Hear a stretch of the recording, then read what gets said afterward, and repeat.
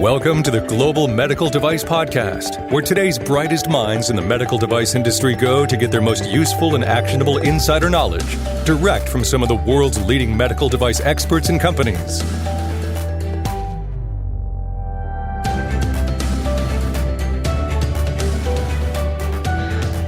Reimbursement. It's such a tricky, challenging topic. And I know some of you listening may be saying, well, what does reimbursement have to do with the things that Greenlight Guru is focused on? Well, to be quite honest, it has a lot to do because part of our mission is to help improve the quality of life. And in doing so is to provide you tools and information and content and just knowledge on how to be better prepared and more successful as medical device professionals. And if you are at any way, shape, or form involved in the design and development of a medical device, reimbursement is a topic that you need to have at least some knowledge and awareness about in order to be successful in the marketplace. It's a deep topic, but I'm encouraged that we got Mike Drues with Vascular Sciences joining this episode of the Global Medical Device Podcast. He has a lot of knowledge on reimbursement and things CMS related. So enjoy this episode of the Global Medical Device Podcast. Hello and welcome to the Global Medical Device Podcast. This is your host and founder at Greenlight Guru, Jon Speer. Joining me today is Mike Drues. Mike is with Vascular Sciences. Mike, welcome to a 2021 edition of the Global Medical Device Podcast. Thank you, John. Happy New Year to you and to everybody in our audience. Absolutely. It occurred to me recently that, you and I have spent a fair amount of time talking about, some of the finer points and sometimes nuances of regulatory, and sometimes we dive into quality. And somebody was asking me about reimbursement the other day. And, I know I'll say enough to be dangerous. I'm like, I know somebody who knows a whole heck of a lot about reimbursement, and that's my good buddy, Mike Drues. So how about we talk a little bit about reimbursement today? That sounds like a great idea, John. Happy to be part of the discussion. As we usually do, probably a good place to start is maybe give some folks a little bit of context. What do we mean when we talk about reimbursement? Great question, John. And let's start out with sort of a premise, and that is there's probably only one topic that is more boring for most people to talk about than regulatory and quality, and that is reimbursement. Yeah. All right. But like regulatory, reimbursement does not have to be boring if we approach it properly. In other words, my attempt here is not to talk about reimbursement codes and other kinds of minutiae like that. Quite frankly, that's not very important, especially for a non-reimbursement audience like ours is. On the contrary, if we focus on reimbursement strategy, kind of like regulatory strategy, in other words, why should non-reimbursement folks care about the topic of reimbursement? And one thing to start out our conversation, John, is that there's a tremendous impact of reimbursement on product development. We have a lot of folks in our audience that are involved in one aspect of medical device development or another. One of the things that a lot of people don't realize, John, is that reimbursement has a big impact on product development, specifically not just the devices that we have on the market today, but more importantly, the devices that we don't have on the market today and why we don't have them. In other words, I can, off the top of my head, John, if I wanted to, I could probably give you a list of at least 10 or 12, probably more technologies that are clearly better than anything that we have today. And yet they're either not being developed very quickly or in some cases not being developed at all for a number of different reasons. One of them can be a lack of reimbursement. It's interesting, John, in the United States, a lot of people think that we have the best medicine that money can buy. And it's simply not the case. We have the best medicine that money is willing to buy, and there's a big difference. Yeah. John, you and I have talked many times about why we have so many Me Too kind of medical devices on the market. And to be fair, we have a lot of Me Too drugs on the market as well. Well, the reason why, quite frankly, is twofold. One is, as we've talked about before, from a regulatory perspective, let's be honest, John, it's easier from a regulatory perspective to get a Me Too device through the FDA and onto the market than a truly new or novel device.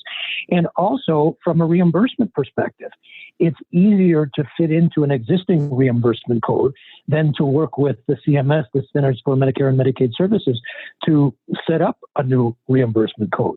So bottom line, John, and I take no pride in saying this because it doesn't bode well for our industry and our, in our society. We've created strong incentives, both regulatory incentives as well as reimbursement incentives, strong incentives for companies to develop Me Too kinds of devices. And at the same time, we've created strong disincentives for companies to develop anything truly new or novel. And I don't know about you, Jon, but to me, I find that a huge problem. Yeah, I mean, would you agree? I do agree it's a problem, and I think part of the challenge. I mean, this could go deep. This could go long, so we'll try to stay on point and on topic. But and I'm not trying to get political here. I know we're not supposed to talk about politics amongst friends, but I remember every year there's all this talk about healthcare reform, et cetera, et cetera, et cetera. There's so many layers between technology, medical device technology, pharmaceutical technology, whatever the case may be, and the patient.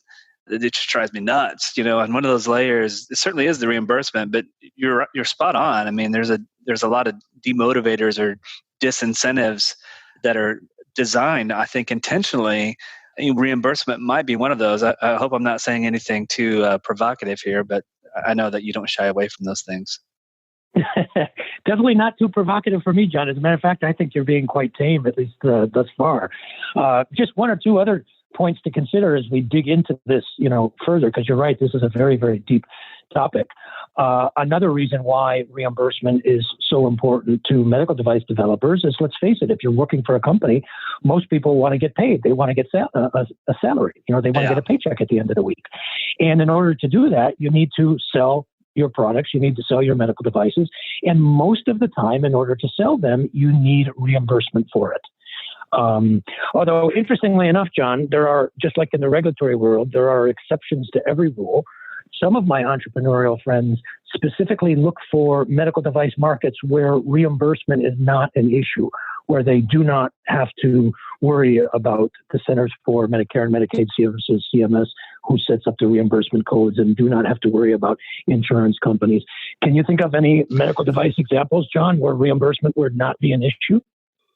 You managed to do. I don't mean to put you on the spot. No, but it's okay. I think if certainly some. I don't have a specific example, but something that's more direct to consumer.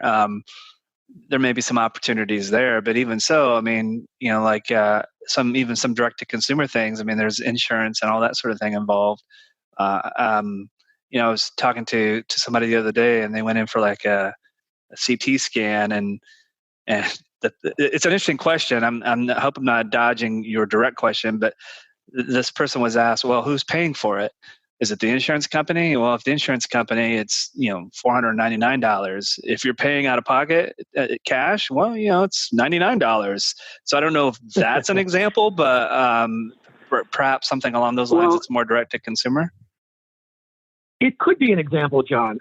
Here's perhaps a better example. Medical devices used for cosmetic indications. For example, a laser that's indicated for the removal of a tattoo. Right. There's not a snowball's chance here in Southern California that CMS or an insurance company is going to reimburse for a laser used to remove a tattoo. And quite frankly, they shouldn't. So for the entrepreneurs in our audience, there is an interesting argument to be made. If you can find an area of medical device design and development where reimbursement is not an issue like the one that I just mentioned, then that could simplify quite a bit your go-to-market strategy. Yeah. Does that make sense? It totally does. And why does this matter? Why does reimbursement matter to those listening? And I'll start with a short story and certainly get your thoughts on this. But when I worked for a large company, we didn't give two thoughts in product development about reimbursement. And I suspect the reason why is because we had a whole department of people that worried about that. And then fast forward quite a few years later, when I was doing a lot of work with startups, helping them bring products to market, they didn't have a whole department of people. In fact, there's this right, wrong, or indifferent. There's this perception that, well, CMS, FDA, they're both, or CDRH, they're both branches of the federal government. They're both part of Health and Human Services. They probably talk to each other and so on and so forth. And Jon, you know a little bit about quality and a little bit about regulatory. Take care of that reimbursement. And I was like, deer in the headlights. But if we didn't deal with it, granted, it was probably one of those Me Too type products where there was already established procedure codes and all that sort of thing. There was no incentive for the healthcare provider to use my product because they weren't going to get paid. So even if it was the best thing since sliced bread, it is a payola system, unfortunately. Well, you're right, Jon. And of course, the next logical question to ask then is, how early in the product development process should a medical device company begin to consider regulatory, or in our case, reimbursement? What would be your advice there, Jon? Well, I think it's good to know prior art, whether you're developing a Me Too or something novel. I think it's good to understand the standard of care, from a procedural standpoint. I think it's good to get information relatively early on in the development process as far as, a finite day or moment. And that's a little bit harder to come by. But, to me, it seems like as you understand what your intended use and indications for use, what you're targeting, and maybe you're doing some early prototyping and defining user needs and things of that nature, that's probably a good time to start the process. What do you think? Well, I think that's a great start, Jon. Let me, if you don't mind, take what you just said and add on a little bit more. So just like regulatory strategy, I think we want to begin to think about reimbursement as early in the product development process as we possibly can, literally from the point of prototype or even pre-prototype. Why? For a number of reasons. First of all, I've seen it happen several times where medical device companies, including some of the largest medical device companies on earth, they've gotten a device through the FDA and onto the market, only to later come to find that people can't or don't use them. Why? Because it's difficult or sometimes impossible to get reimbursement for it. And I think that, quite frankly, Jon, I don't mean to be unkind here, that's a laughable mistake. That's an amateur mistake. I just can't understand how that possibly happens. You and I have talked before, Jon, if let's say, for example, we have a class 2 medical device, we can design that device one way so that it's a 510K. We can design the same device another way so that it's a de novo. Exactly the same thing applies to reimbursement. I can design a device to work one way such that it easily fits into an existing reimbursement code. On the other hand, if I design it a different way, it might not fit into an existing reimbursement code. We might have to work with CMS to set up a new existing code, a new reimbursement code rather, which is quite frankly a pain in the neck. Another reason why it's very, very important to begin to consider reimbursement early in the product development process is the amount of clinical data that we're going to need to get the product onto the market. It's interesting. I hear people in our industry, they complain about the amount of clinical data that FDA may require as part of a submission for a 510K, a de novo, a PMA, what have you. Well, to the quote a famous politician, I often say, I feel your pain. But when it comes to reimbursement, CMS often requires 10 times more clinical data for reimbursement purposes than FDA would require for approval or clearance purposes. 10 times difference. Wow. And then finally, the last reason why, I shouldn't say the last, another reason why I think companies should consider reimbursement as early into the product development process as possible is because of something I call competitive reimbursement strategy. You and I, Jon, have talked many times about what I call competitive regulatory strategy. Yeah. Well, competitive reimbursement strategy is exactly the same idea. In other words, is it better, for example, to fit into an existing reimbursement code, which is clearly the path of least resistance, or alternatively to design your device such that a new reimbursement code is necessary to set up? And if the latter is true, if we need to set up a new reimbursement code, what can we do to, shall we say, design that reimbursement code such that our product can fit into it, but at the same time makes it very difficult, if not impossible, for our competitor's product to fit into it? So once again, for those in our audience who have heard us talk about competitive regulatory strategy, the idea of competitive reimbursement strategy is very, very similar.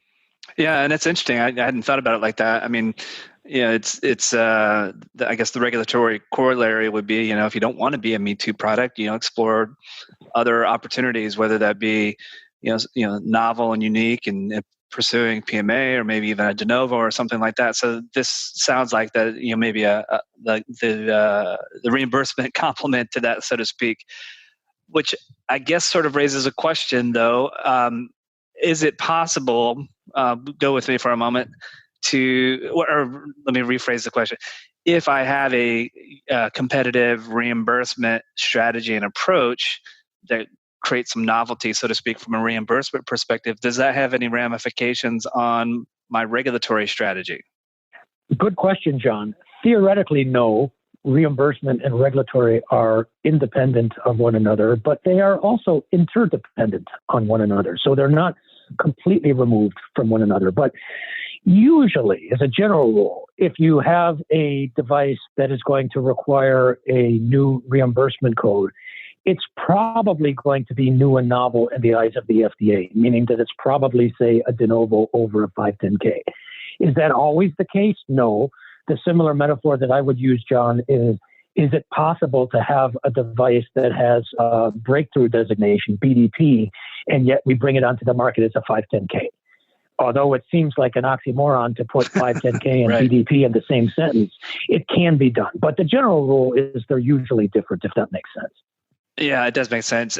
And what if somebody's using a product off label? What's the impact from a reimbursement perspective? Yeah, great question. Or another way to phrase the same question, I think, John, is it possible to get reimbursed for a product when it's used off label? And the shorter answer is absolutely yes. In fact, it happens all the time, and the frequency that it's happening is actually increasing. One of my many frustrations that I run into with a lot of my regulatory friends and a lot of my medical device friends in general is they think that what we teach in medical school is what's on the product's label. And from somebody who, from my background, John, I used to teach pathophysiology to medical students. I can tell you as a matter of certainty, we do not teach what in medical school, what is on the product's label, whether it's for a medical device or a drug, doesn't matter. What we teach is the standard of care. If the standard of care happens to be in agreement with what's on your label, then great. If the standard of care happens to be in disagreement with what's on your label, that's when life gets kind of interesting. I know this is obviously a medical device audience, John, but let me use a drug metaphor as an example. Aspirin. We've known for decades that aspirin, because it's a weak anticoagulant as well as a nonsteroidal anti-inflammatory, it's very good at preventing heart attacks and ischemic strokes. And we've been teaching that in medical school for decades. Everybody knew that. But it wasn't up until maybe about 8 or perhaps 10 years ago that it was actually added to the label. And so what we teach in medical school is the standard of care, not what's on the product's label. And here's an interesting question for you, John. When a company sells a product, a medical device, or again, a drug for that matter, it doesn't matter. Are the dollars that are coming in from the sale of that product for off-label use somehow less green than the dollars coming in from on-label use?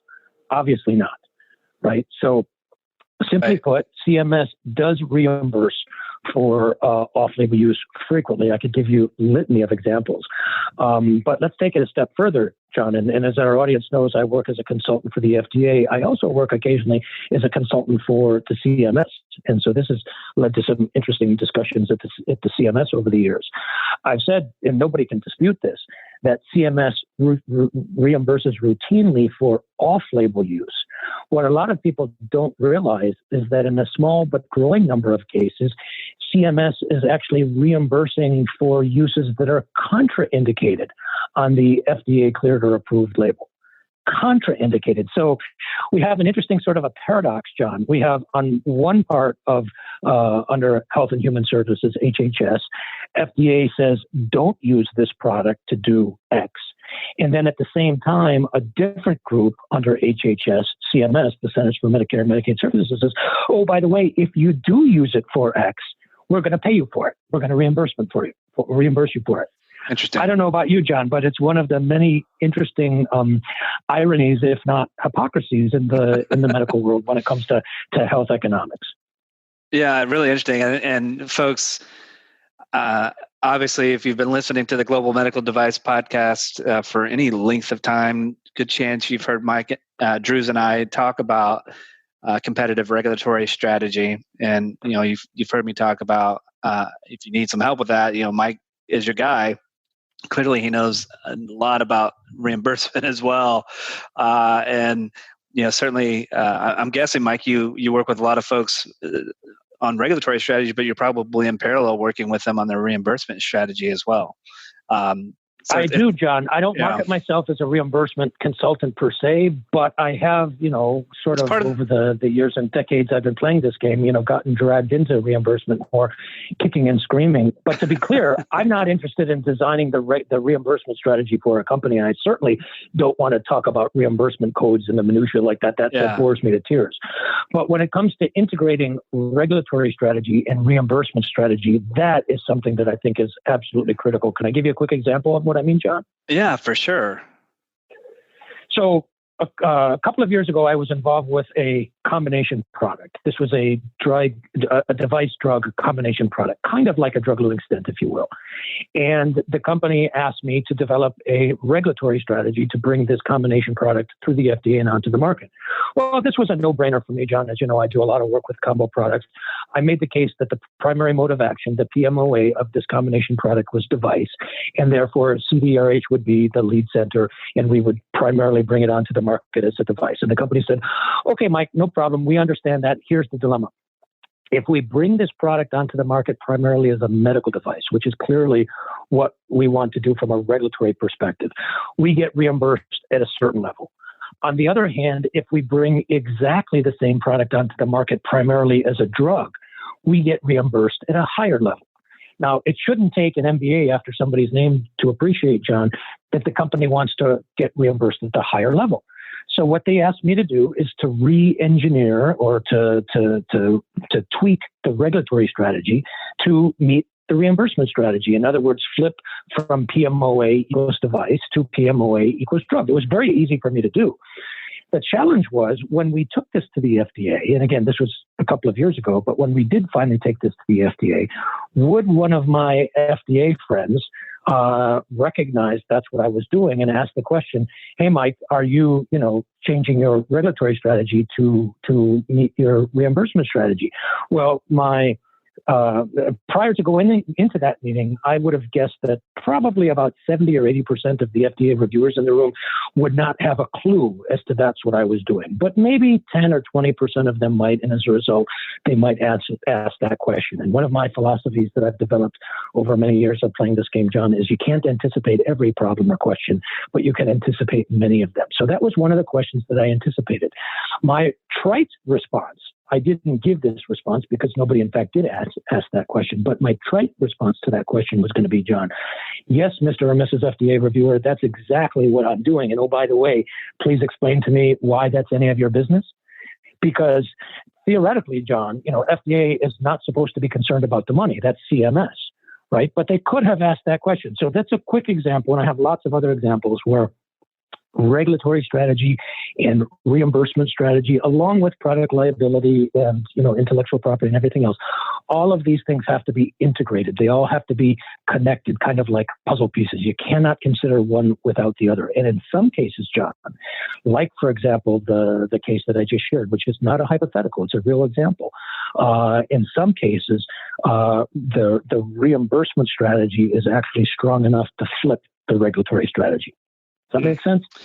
Yeah, just before you started explaining that, I was like, oh, now Mike often talks about this as a game of poker, and I could see where reimbursement is certainly an important aspect of that game of poker.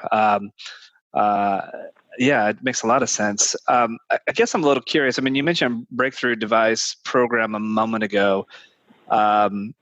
Do you see that, something that might be a candidate for BDP, that this provides some sort of reimbursement advantage? Yeah, great question, John. As someone in our audience may remember, we've talked about the Breakthrough Devices Program, or BDP, in several discussions. There are some very significant non-regulatory advantages of getting BDP designation. And one of them is in terms of reimbursement.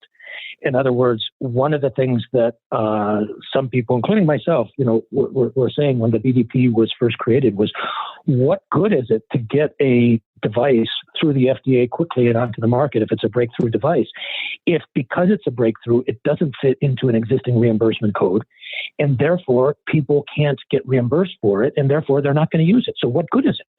So what CMS did is they originally created a program where for a period of 2 years, and just last year it was expanded now to a period of 4 years, for any medical device that is approved with BDP designation, you essentially get what I'll call automatic reimbursement for those first 4 years.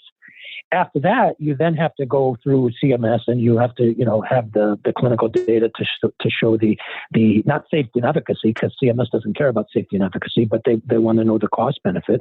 So you get 4 years of automatic reimbursement. So what does that mean, John?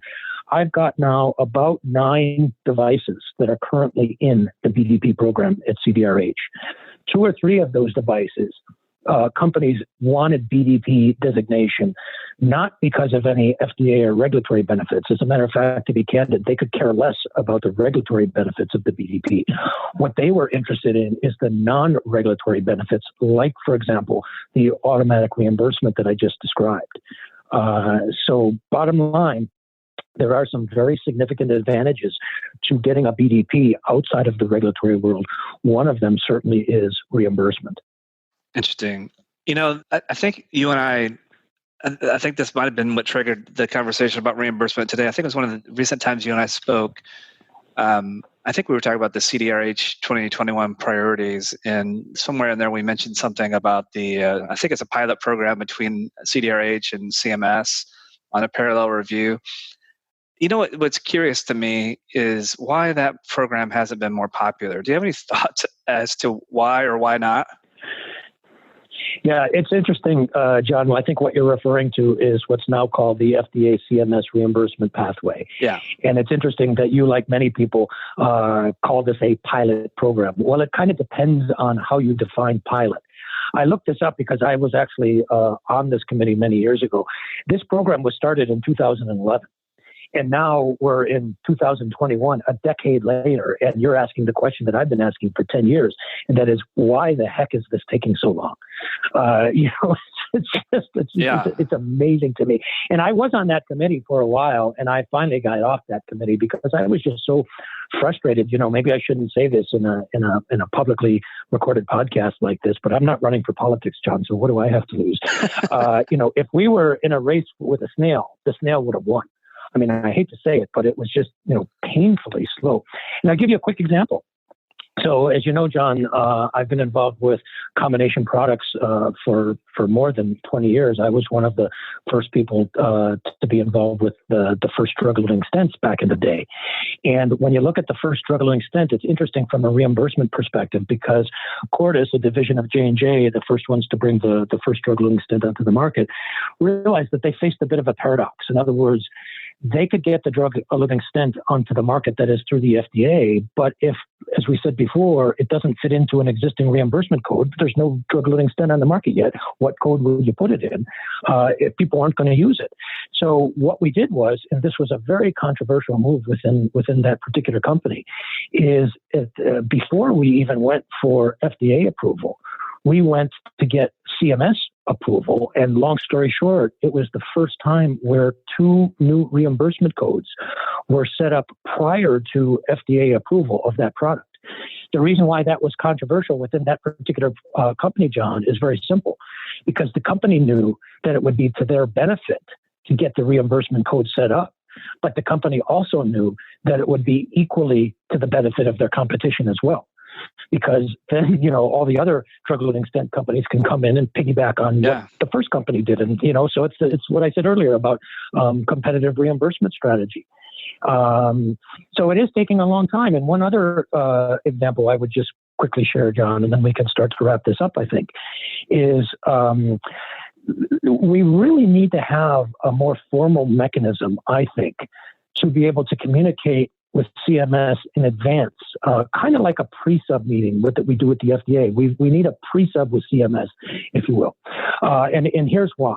Because I've been involved, and perhaps you have as well, John, with a handful of 510K devices. I would say at least 4 or 5, maybe a few more off the top of my head, where I was 100% confident that I could get this through the FDA as a 510K without any clinical data. I had absolutely no doubt in my mind. However, I also was equally confident that there was not a snowball's chance here in Southern California that we would get reimbursement from CMS without any clinical data. So in those cases, John, and I was among the first people to do this, and now there's a few other people that are doing it, so it's the beginning of a trend. Before going to the FDA, this is, you'll appreciate my poker metaphor, John, that you just alluded to a moment ago. Before we went to the FDA, we went to CMS and we came to an agreement as to what kind of clinical data that CMS is going to need for reimbursement. And then we went to the FDA. And before anybody in the FDA even opened their mouth and asked the question, we said, here's the clinical trial that we're going to do. Here's the number of patients. Here's the inclusion and exclusion criteria. Here's the endpoints and so on. I didn't tell my FDA friends that the reason why we're doing this clinical trial has nothing to do with you, FDA, John. It has everything to do with your friends up the road at CMS. I didn't tell them that. That's none of their business. But what happened, I just gained a ton of brownie points because everybody in that room knew that I could have gotten the device through the FDA and onto the market without the clinical data. And the reason why that's such an advantage, John, again, speaking in terms of the poker game, is because one thing I've learned in being married is I will take brownie points for any reason that I can get them, because sooner or later, I'm going to have to cash them in. Yeah. So when I say this is a poker game, I mean that in every sense of the word. So I hope those couple of examples are helpful or illustrative to why reimbursement is so important in this game, not just to reimbursement professionals, but perhaps even more important to non-reimbursement professionals, whether they're engineers or working in R&D or manufacturing, whether they're regulatory folks. I don't care, but everybody needs to know at least something, like you and I are talking about today, when it comes to reimbursement. Mm-hmm. For sure. Any last moment tips and pointers that you think is important to leave the audience with today on the topic of reimbursement? And again, folks, we're just barely touching the surface of this topic. It's really deep. So we just wanted to at least give you some heads up and a little bit of information that you can delve into this topic. But any other last minute tips and pointers for folks today? Well, it's just, as we've talked about, as I've tried to illustrate, that reimbursement, like regulatory, does not have to be boring if you approach it properly. It is very important for everybody to understand, especially for the engineers in the audience, because it largely will explain, as I said at the beginning of our discussion today, John, not just the products, the medical devices that we have on the market, but the ones that we don't. And that, to me, is one of the most problematic things about this. In other words, the last example that I'll share with you, John, is, I work with a lot of small and startups that are in the process of raising money, and they talk to VCs or angels. Can you guess, John, what the first 2 questions are that a typical professional investor would usually ask before writing a check? And I'll give you a hint. It has nothing to do with market size or even regulatory strategy. What do you think is the first 2 questions that professional investors will ask before writing a check? Well, I can imagine one of those questions is something along the lines of, how long is it going to take before I make money? Recoup it get my investment. Absolutely, but yeah. I can imagine another question would be, something along the lines of, what are the challenges to get to market, or something along those lines. I don't know if I'm in the right area code here, but what were you thinking? Well, good guess, John. And I don't mean to put you on the spot, but I do appreciate you being a good sport about it. In my experience, and I work with a lot of VC and angel groups, typically the 2 most common questions that companies get first.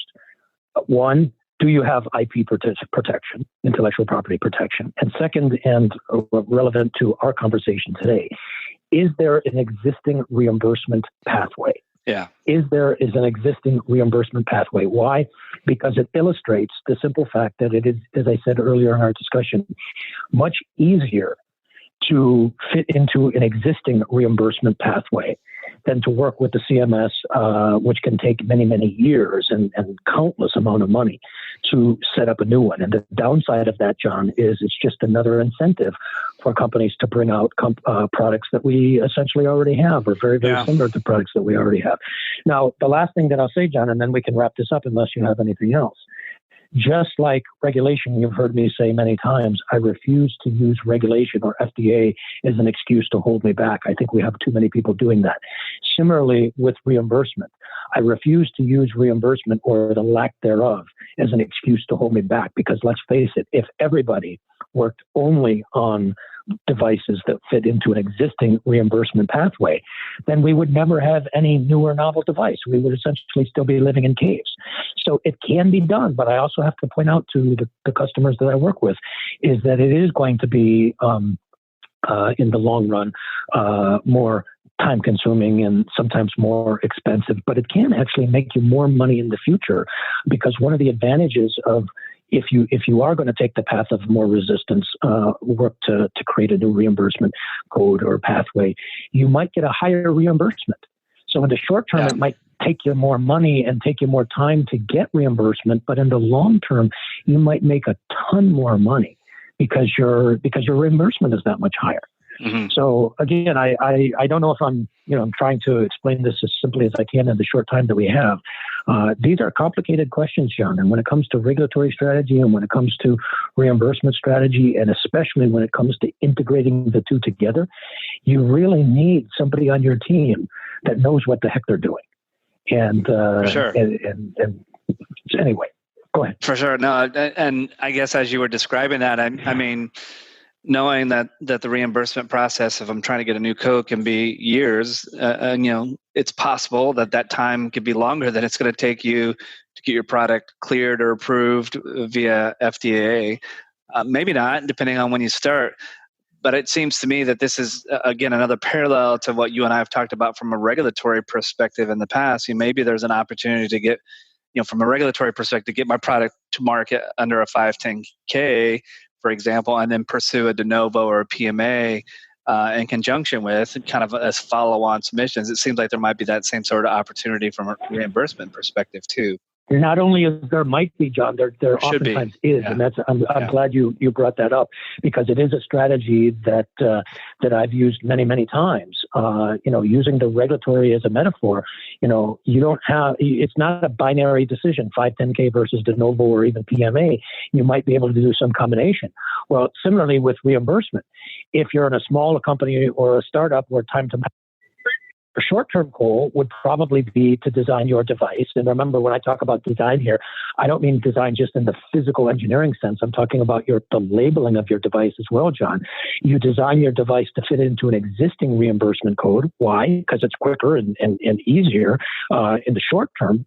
But then you go back to CMS later, maybe as a label expansion along with your FDA regulatory strategy, to add a different indication or something that might include or might necessitate a new reimbursement code, which is going to take you longer, but as I said a moment ago, can in the long term generate a heck of a lot more money. And in the meantime, you're selling the same product or a very similar product under a different reimbursement code, so you're generating money off of that. So there are a lot of different ways that we can put these links of the chain together in almost an infinite number of different sequences. Yeah, that's really smart. Mike, thank you so much for sharing some of your insights and wisdom on reimbursement. Super helpful. And folks listening, as we mentioned toward the beginning of today's episode, start it early. Certainly if you're in development and you haven't started to explore reimbursement, not that you're too late, but you got some catch up to do. And if you need a little bit of help guiding this maze and next steps and strategy with respect to reimbursement, Mike Drues from Vascular Sciences is your guy. So reach out to him. I'm sure he'd be happy to have a conversation to see if there might be some of his tricks and tips and pointers. And I mean, this is all complimentary that he can provide to you to help you be more successful in your path to bring exciting new products to market. I also want to remind you that Greenlight Guru, we're here to help. No, we don't have a module for reimbursement, but we do have partners like Mike Drues, Vascular Sciences, and we do have the only medical device quality management system software in the world today designed specifically and exclusively for the medical device industry by actual medical device professionals. Certainly something that's going to be important in your journey of medical device industry is, design and development, risk management, document management, change management, CAPAs, complaints, all of those sorts of things. We have all of these workflows built together in a cohesive platform. So if you want to learn more about that, go to www.greenlight.guru to learn more. We'd be thrilled to have a conversation with you to better understand your needs. And, if you need connections to partners such as Mike Drues and about reimbursement, we've got those folks we can make connections to as well. So reach out to us. We're happy to help. As always, thank you for being listeners of the Global Medical Device Podcast, the number one podcast in the medical device industry, and that's because of you. So keep spreading the word and sharing with your friends and family and colleagues. I don't know if family members are listening to it, but maybe. But keep spreading the word. Thank you so much. As always, this is your host and founder at Greenlight Guru, Jon Speer, and you have been listening to the Global Medical Device Podcast.